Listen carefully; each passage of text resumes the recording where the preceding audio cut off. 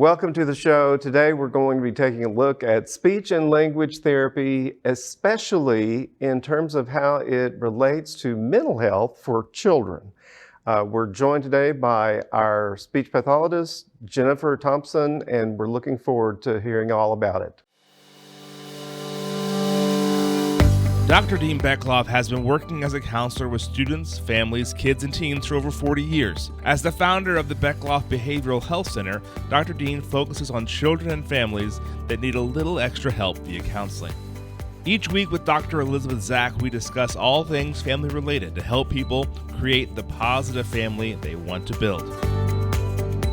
Welcome to the Dr. Dean Show. Welcome to the Dr. Dean Show. Today we are joined, as I said, by Jennifer Thompson. She's our speech pathologist and is the director of the speech and language services at Beckloff Behavioral Health Center.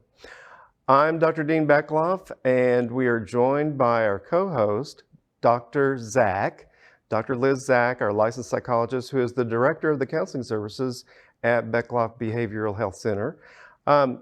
And as I said, we're looking forward to interviewing Jennifer Thompson because she will tell us all about the ins and outs of speech and language therapy and as it relates to mental health for kids and a huge part of development. And one of the things that we're going to be looking at is just what is that tie between the two. Many years ago, when I was working on my doctorate, we did testing of folks. And interestingly, we did a psychoeducational testing, and also we were joined by speech and language people who did testing in speech and language. It was there that's where I realized there's a connection there, because I got to hear what those good folks said in their feedback to their parents. So Jennifer, let's just dive right into it. The thing that I have found just looking into the research by you guys, by speech pathologists, that you guys have said over and over again that as kids grow in learning how to label and to use language, that they grow towards self-control. Now that was such a huge insight to me. So can you tell us a little bit about that? How does that work? Well, it's very, very true, all right? Part of child's development is learning to express their wants and needs, okay? And to control their environment. Think about it. The child who's 2, who says no all the time, has learned to control their environment. And at 3, it gets even worse, but that's part of that language and cognitive development that we work on. When they can't verbalize their wants and needs, you tend to see a lot more frustration, big emotional outbursts, a lot of off-task behaviors because they're frustrated, all of that. And if they could express those wants and needs and exert some control, it should lessen some of those behavioral issues and that frustration. Absolutely. It can be just slight issues, correct? In speech and language. Very, very almost indiscernible slight problems that interferes with their ability then to regulate their emotions. Yes, definitely. So let's say we've got a kid who has what's called word finding issues. They can't come up with the word they're trying to think of, all right? And so they might pull the wrong word, I want the cat, when really they wanted the monkey, all right? And they're not listening to themselves. They don't realize they heard the wrong thing. Parent, teacher gives them the cat. And then they have this huge outburst because it wasn't what they wanted. And they asked for it. They don't realize they asked for the wrong thing, okay? It can also be if they don't realize that they need to tell people what's in their head, okay? If they are hungry and it just doesn't occur to them to tell anybody, all of a sudden now we get hangry child and nobody knows what's going on. But it's because that child's never learned to share what's in their head. Yeah. So, and a lot of it comes down to that old processing that's going on in the brain, in that prefrontal cortex, and that's where they begin losing it. Now, if you're looking at development, and I'm talking about the early development, you know, kids are going to be different in how they acquire language and how they grow and develop in language. What's a parent to do? What's a parent supposed to do if they're not sure if everything's okay and on track? I mean, you know, here in Texas, we have the early childhood folks that kick in the school districts around 3. Prior to that, we have the early, I forgot, ECI, early childhood intervention, that can come out and assess as well. But, you know, it's hard to know sometimes if there is an issue or not. How do parents distinguish that and look at that? How do they get in and understand when they might need to take a look at it by someone professional like you? Right. A lot of it is comparing them with their peers, okay, especially if you're a first-time parent, because you may not know. I was first child. I had knowledge because of my degree, but if I hadn't, I really didn't do much with young children until that point, and it's hard to know. So comparing them to their peers, okay, can be a lot of it. Or if something just feels off, go get it checked out, you know, go get it evaluated, you know, and they might say nothing's wrong. You've got nothing to worry about. Or if there is something there, you're identifying it early, and all the research says the earlier you identify it and start to work on it, the better off it is in the long run. Can it be, can a slight issue, well, that may be harder if we're talking about slight, but can issues be determined early on? For example, what should be happening in early development with children? And then what's the clue that tells a parent, hey, we need to take a stronger look at this? So it starts really early. So by 6 months, you should have a child who makes eye contact with you and actually will stop what they're doing to look at a preferred family member or members, okay? If they're avoiding looking at people, even familiar people, or if they're avoiding being held, that can be a sign that there's something going on, okay? Children really are born with a Swiss Army knife of skills to learn speech and language. It's kind of like, it's mimicking, really. They watch and they mimic. So think about that young child, 6 months old, you know, you're holding them and you're making faces, all right, sticking your tongue out, and you can watch that child try to mimic it. That's what you want to see at the younger ages, okay? By age 1, we should have, by 12 to 15 months, you should have about 50 to 100 words. Really? Okay? Yeah. So the general rule is by 1, they should be using single words. Not necessarily one word, but single words, okay? By age 18 months to 2 years, all right, the number of words go up and they should be combining words together. Now, that doesn't just mean repeating what you said, but using words to come up with their own sayings. So, you know, it might be mama go, it might be car go, all right? That isn't necessarily something that's been repeated, it's them taking those 2 words to form a novel new utterance, okay? So around age 1, we should be using 1 word. By age 2, they should be using various 2-word phrases, okay? By age 3, they're probably using more than 3-word phrases, okay? But that's kind of the minimum, that they're using multiple 3-word phrases, okay? So that's stuff we're looking for as far as expressive communication. But like by age 2, we should be seeing some verbs and nouns. Go, car. And let me ask you this, because if some of that is not happening, is it time to panic? No. Is it time No, to it is throw in the not. towel? No. I mean, that's the reason you're in this world and in this business. You're there to help build when it's not happening as it should. And pediatricians seem to be a wonderful resource for kind of monitoring, right, the developmental progression. They looking are. at those ages and stages, and, Yeah. and can be another resource, right? That's it. If you have, You know, maybe if you your have any first questions, kid, if you have and you're not you can sure, ask them, okay? Yeah. So yeah, pediatricians, they give you that little form to fill out that you check off they're doing X, Y, Z or not. Yeah, that's a good little sounding board just to check it off. If there are concerns, you can ask your pediatrician, all right? Now, depending on the personality of the pediatrician, some are like, yes, do it now. Others are like, yeah, wait 6 months, see if it's still an issue. And really, that's up to you and how severe you think the problem is, okay? Because you know how it's affecting the child. Right. Because you live with them. One of the things that I've always heard is that when it comes to speech and language therapy, let's just go back. It does correlate with the child's ability to manage themselves and to manage emotion. So that's what's critical here. And that's why we have you at a counseling office, because it is imperative that if there's some little something going on, we need to repair that and to bring about some development in that arena.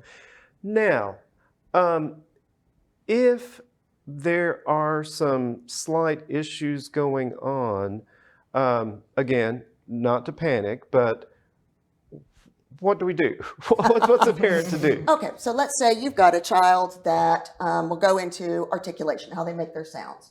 All right, just real quick, some notes. By age 3, they should be 70% intelligible to a stranger. By age 4, 100% intelligible. Doesn't mean they have no errors. But let's say you've got a child age 3 and people can only understand 50% of what they say. Okay, what do? You don't need to panic, but you do need to go get it checked out. Either, so by age 3, if it's before age 3, you can do ECI. Afterwards, you can go to an early start program at your local school system. You can go to a private speech therapist, lots of options, and get it checked out. There may be other things going on, all right, than just articulation errors, okay? There may be so many errors or so many patterns that they're using that even though they're age appropriate, it's still really reducing their intelligibility because they're using so many of them. But that's going to affect that ability to express their wants and needs. It's going to, a lot of the times, increase that frustration and those huge outbursts. And sometimes what I've noticed is a kiddo, because they realize that their communication is maybe slightly off, maybe it's not producing the intended effect, that they shut down. They begin not communicating. They keep it silent because they're very aware that they're not quite where they need to be. So part of your job, like all of us, is building the confidence to get out there and use language. That's it. Language is important. Language helps the kid to grow and to develop and to manage themselves, including not only behavior, but their emotions. I'm thrilled that we are talking about this today. In prior episodes, Dr. Beckloff and I have been talking quite a bit about the brain and the brain and behavior, and learning how teaching kids to learn to go from that reactivity, that lower brain, to responsivity. And we've been talking about how language is that stepping stone to get there. And so I think this is such a fascinating topic, and I know you do such great work. So I'm so happy you're here.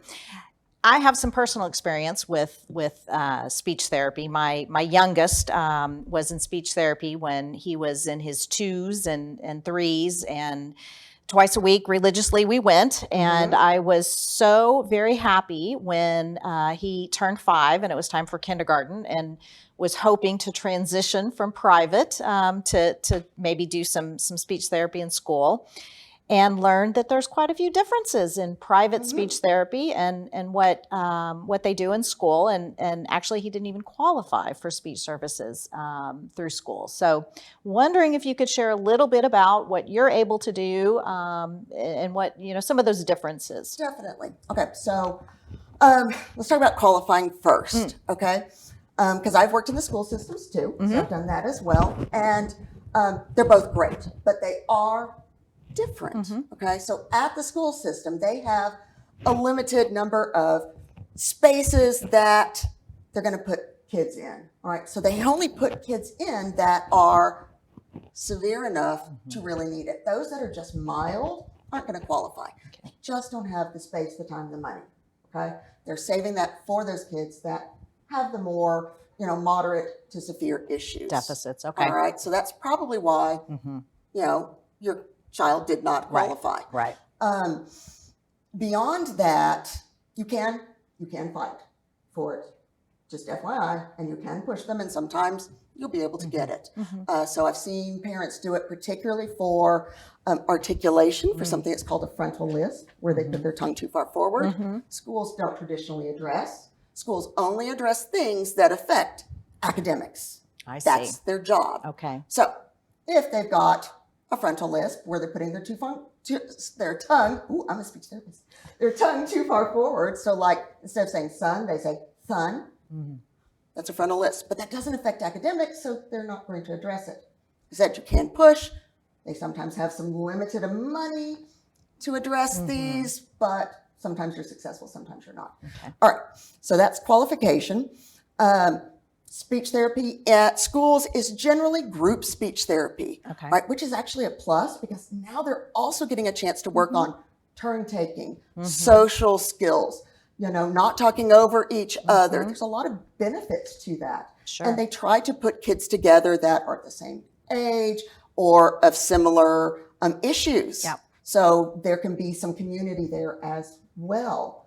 So there are some definite pluses to it. As a private speech therapist, I can work on kids who have mild issues as well as the moderate and severe. And you can give them individual attention. That's it. Whereas in the school, like you said, and I worked in schools too, and I always saw this. I saw that the kids who went to speech were really and truly meeting in a group setting, which, like you said, has some wonderful benefits. But in terms of really having that individual attention, they really couldn't do that. Right. And that's where someone privately can come in and really get some really specific help. And it just is necessary so much. And this is something that Dr. Zach was referring to. So much of what we've been talking about is helping the kid get up into the prefrontal cortex so that they can process And problem solve. Yeah. That's just not gonna happen if there's some speech issues, and they need that help and that attending to. So I'm a big believer in it, as you well know. That's it. I can really target what that child is dealing with, and not necessarily even on one level. So at school, I had a kiddo that qualified for articulation, how he made his sounds, but he didn't qualify for language. All right, he met all his articulation goals, went to January to the dismissal art to find out he was failing first grade. Okay, and and I'm like, I can fix this, but I'm not allowed to because he didn't qualify for language. And I wonder if you could talk a little bit about that. I think many of us consider or think about speech maybe being for articulation issues. Right. But a little bit more about the receptive or expressive delays that and how that differs. So as a speech language pathologist, I have a master's degree in communication disorders. That means I deal with anything that interferes or affects communication. All right. Yes, speech is in the word, and most people know us as speech therapists. Okay. Official speech language pathologist because we're a medical field. But we work on language. We work on social skills, problem solving, organization, writing, reading, any number of things because it's all communication. Right. All right. And issues in any one of those can affect the kid at varying levels. So what you're asking about, the receptive versus expressive. Okay. So receptive is what you understand. Okay. Can you follow directions? Do you have to have gestures? So, if I say, come here with my hand out and they do it, does that mean they can follow the direction or are they following the gesture? Okay, if you take the gesture away and you do it in a different situation and say, come here, can they do it? So receptive language, what I understand. And this goes for, as the teacher's giving lessons, what's written on the board, are they reading the question, are they in conversations, understanding what's going on, reading, facial expression, nonverbal body language, tone of voice, all of that is receptive language, what they understand. Then we have expressive language, which is how they express themselves. Are they using the right words? Are they using the right grammar? Are they using the right tone of voice, facial expressions, body language in the right situation? All that's expressive language. So my son, it made me very sad when he made progress on this because it was the cutest thing. He used the pronoun she for everything and anything. And so that would be an expressive language issue. Everybody, everything That's it. It's was a a she. combination probably maybe of articulation and expressive language. And then when he mastered that, I do have videos though, that I've kept because they're so cute. Well, and okay, is expressive. I'll use an example. I took French in high school. I could understand more than I could produce. Is that true for always? Is that like for us with language? Yeah, I'm not even able to express right this moment what I'm trying to say. Is that the expressive part? Is it always more limited than the other one? It depends, okay? So if a child is struggling with receptive language, they might sound fine and like they're expressing themselves fine, but that doesn't mean they're actually understanding what somebody's telling them or what they're reading. All right, that is called a mixed receptive and expressive language disorder, because if there's an issue with what you're understanding, it's going to affect your expressive, even though it sounds fine. Doesn't mean you're going to be saying the right thing in the right way, right place, right time, because you're misunderstanding what's going on. Okay. Then the other one is when they do understand more than they can express, which definitely happens as they're developing. This is normal. Yeah. All right. Then that expressive language, if it's not keeping up with where it should be, then it's an expressive language disorder. So I'm trying to figure out which disorder I've got. So anyway, now I know, because I know you and I know the work that you do at our center, that you deal a lot with social skill development. And we have so many parents that want help in the social skill development of their children. Maybe they're seeing they're not connecting as they should. Maybe they're seeing that they're not able to rub shoulders and make friends. So social skill development. Now there's a special word that you guys use, right? What is that word? So we call it pragmatics, pragmatic language development. So what that means is social skills, okay? Executive function, which is organization, prioritization, motivation, getting things done, problem solving, all of that fits into Kind of the pragmatics. how to say it, when to say it, where to say it. That's it. All of that. And that's all part of that prefrontal cortex. Emotional regulation goes in that one too. Sure. All right. All of that falls under that pragmatics, which is why we deal with it as well. It's something I specialize in. I really, really enjoy it. It's a lot of fun. My understanding of the research is that if a child doesn't have the ability to regulate their emotions, if they're not reading what's going on, or especially as they get older and older, they're not going to be able to get their wants and needs met. All right. And they're going to have issues that are going to cause other problems, and they're going to, struggle. So part of what I do is not just the speech part, the language part, but it's really building up that basis, even at a young age, so that they've got a strong foundation to continue to build these language skills. Yes. Yeah. I think the pragmatic language work that you do is fantastic. I've referred some kids to you, and they may be coming to me for anxiety or low mood, and working with them, learning that there's just some social skills deficits.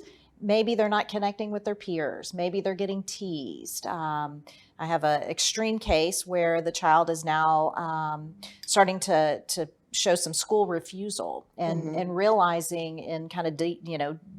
diving a little deeper, that there's some language, there's some social skills deficits, Right. and that we can work on the anxiety, we can work on the low mood, but really they need those social skills That's it. developed. Oh, well, as well. One of the things that I've learned working at Beckloff's is that speech therapy and counseling go really well together. Yeah.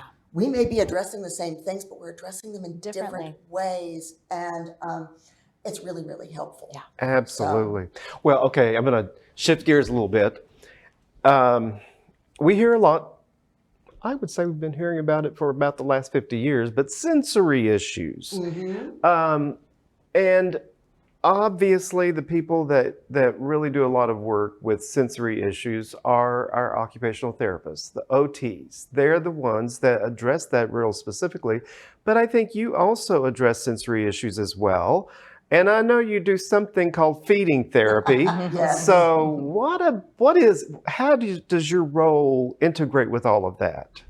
So if a child is struggling with sensory issues, okay? So think about it. We've all worn clothes that just felt itchy or scratchy. Right now. Too tight and uncomfortable. That's it, exactly. And it makes it hard to pay attention and do what you're supposed to because you're so distracted. Now, imagine that amped up, okay? Which is what some of these children are dealing with. Or we have the child that's the opposite, that they're just not getting those sensations. All right, they're not getting that feedback, and so it's a struggle. All right, I'm going to throw one of my children under the bus. So they had poor sensory around their mouth, okay? And so when they would eat, it was like a full body experience, all right? And I didn't really realize it until my two kids, one was 7, my 7-year-old and my 4-year-old, we were waiting on the car wash, and we had chocolate chip cupcakes sitting outside. My 4-year-old, when he was done, had a few little crumbs. My oldest, when they were done, just had a waterfall. And I'm like, And so, to address that case, it really was an issue of just making sure they knew to use a napkin periodically to wipe their mouth because they weren't aware that there was food there. Okay, so that's sensory, but I deal with it a little. Okay, occupational therapists really know a lot more than I do for this. Okay, there are bits and pieces I've picked up to help a child just regulate so they can pay attention and learn. So that's where it comes in. And then a little bit more on the feeding side. So we do, as speech therapists, we do anything involving communication, and we do things involving swallowing and feeding as well, because we're familiar with the territory. That's how that got thrown in. Okay. Yeah. So, And what do you do? And when is that a problem? How would a parent know?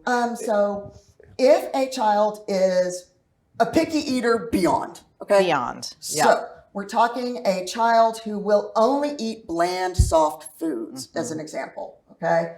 Chicken nuggets, only from Brahms. French fries, only from Brahms, okay?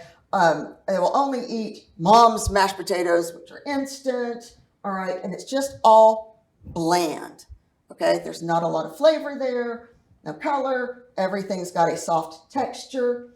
That kid may have sensory issues and need some feeding therapy so that they can learn to try new foods and increase their nutritional intake as well. You have kids that go on what's called a food jag, where they're stuck on just eating corn dogs and only corn dogs until all of a sudden corn dogs don't work, and now they're only eat, the oven roasted turkey slices from Oscar Mayer and nothing else.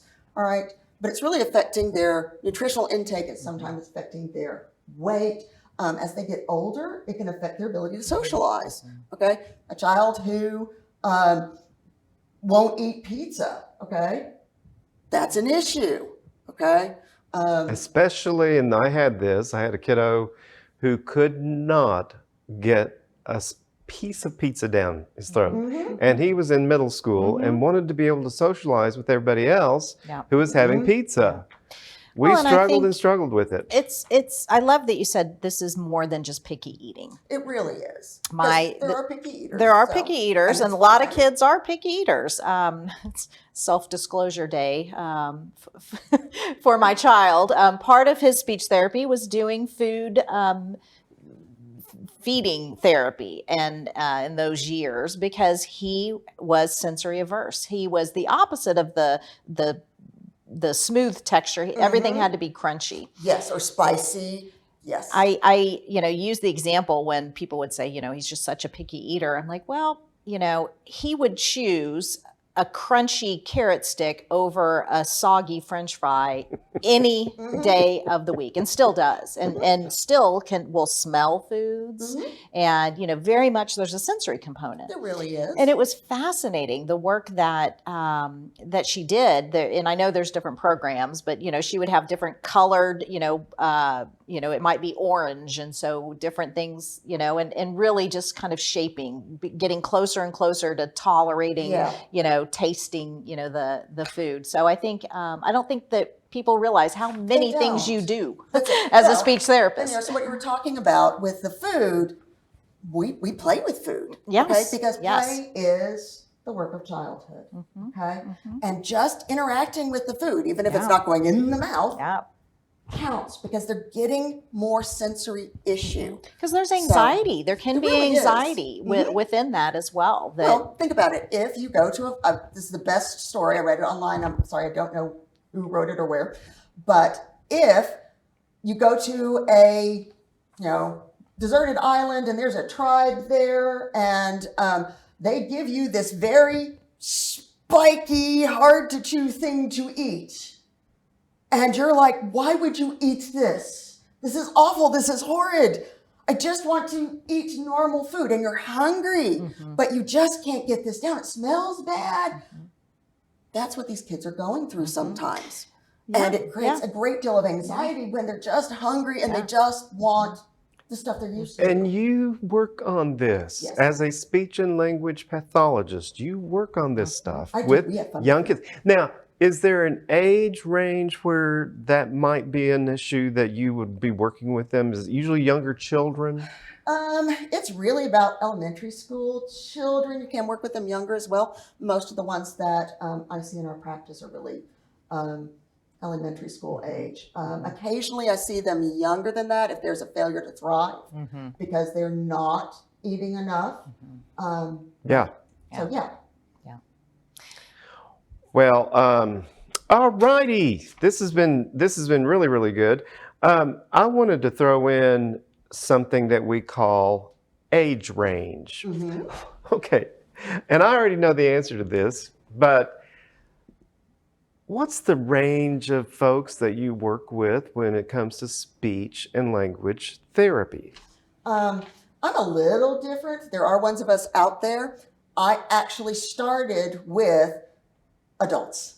Okay. I did my child practicums and I didn't think that's what I wanted to do.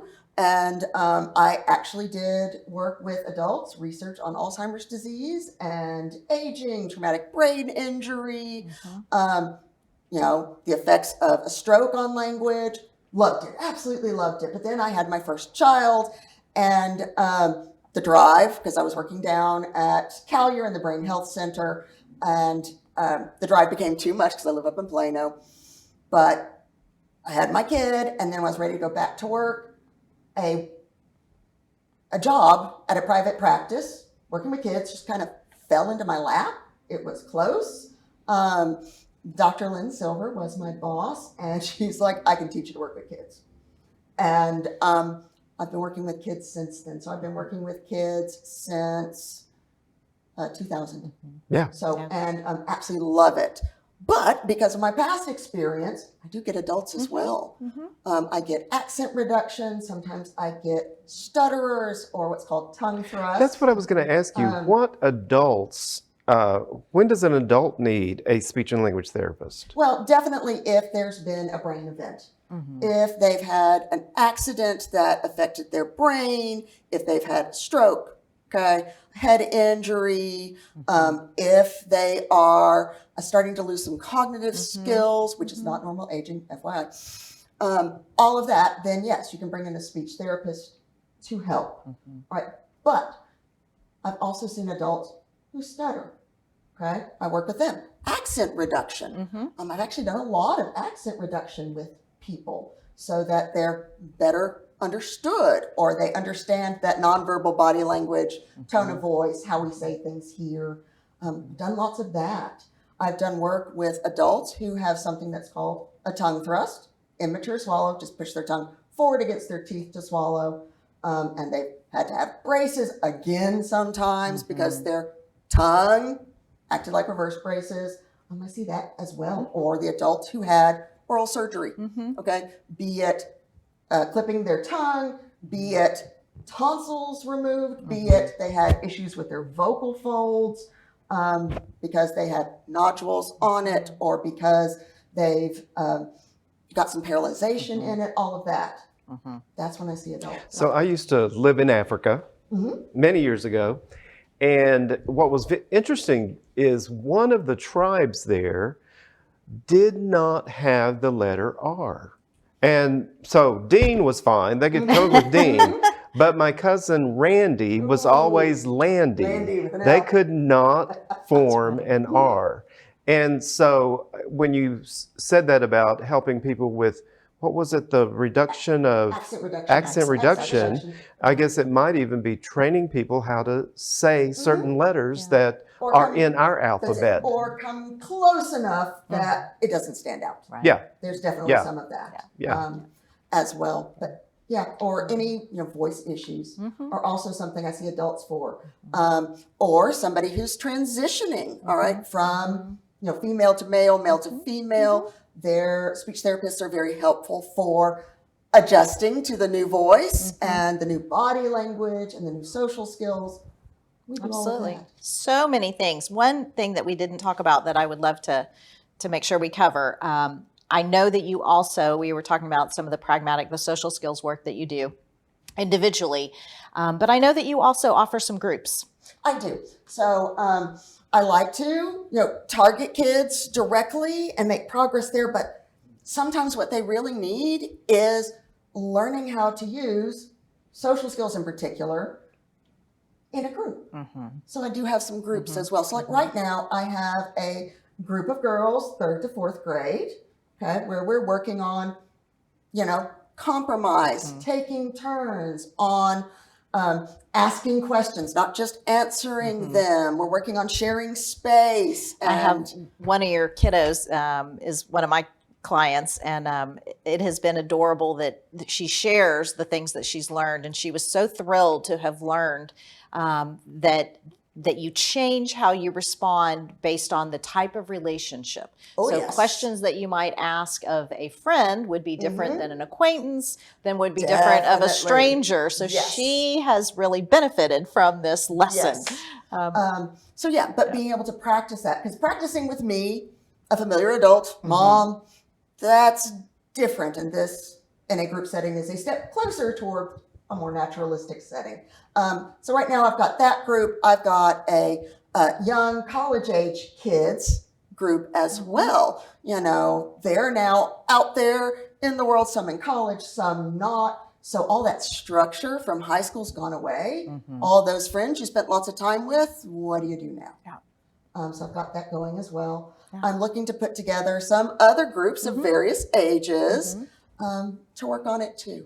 So it's fantastic. Well, it is so interesting and fascinating, the work that you're doing. And I've often said, these kids are walking into a political minefield when they go to school. Nobody has social skills.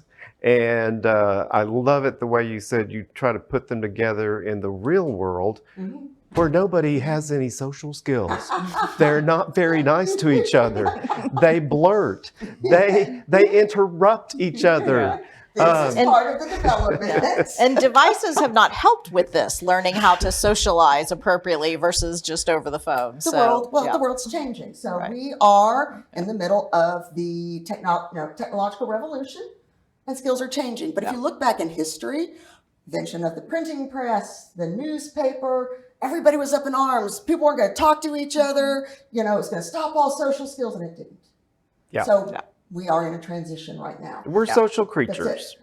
Kids need to know how to use these devices, all right, to connect. You know how to use them socially, but they need to know how to do it without them as well. Exactly. All right. And most kids will get those skills on their own. But if they're struggling, then it might be time to get some help.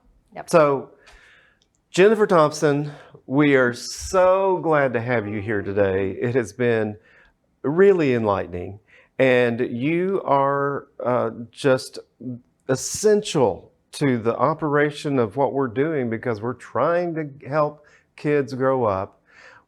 This show is about all things family, all things about a growing family and a developing family. And development is what you do. We want that development to be positive. And so we're grateful for you taking the time to be here, to spend it with us today, and to share your wealth of knowledge. You've got some incredible knowledge about all things. I hope so at this A point. lot of things. I think you just became something. I don't understand that, something in that world, but you've become something else. You're always learning and growing, and I think that contributes then to the kids that you're working with and the adults that you're working with too, because I've seen you working with the adults as well. And So something I love about this field is that you never stop learning. Yes. And it's not just the book learning, all right? It's also just the experience that all these clients and families bring to me that I can then use to help others as well. yes, and so Jennifer, thank you for coming today. Thank you for being a part of our show today, and thanks again to Dr. Zach for being here and helping us in terms of just learning more and more about how to grow our families. Thank you.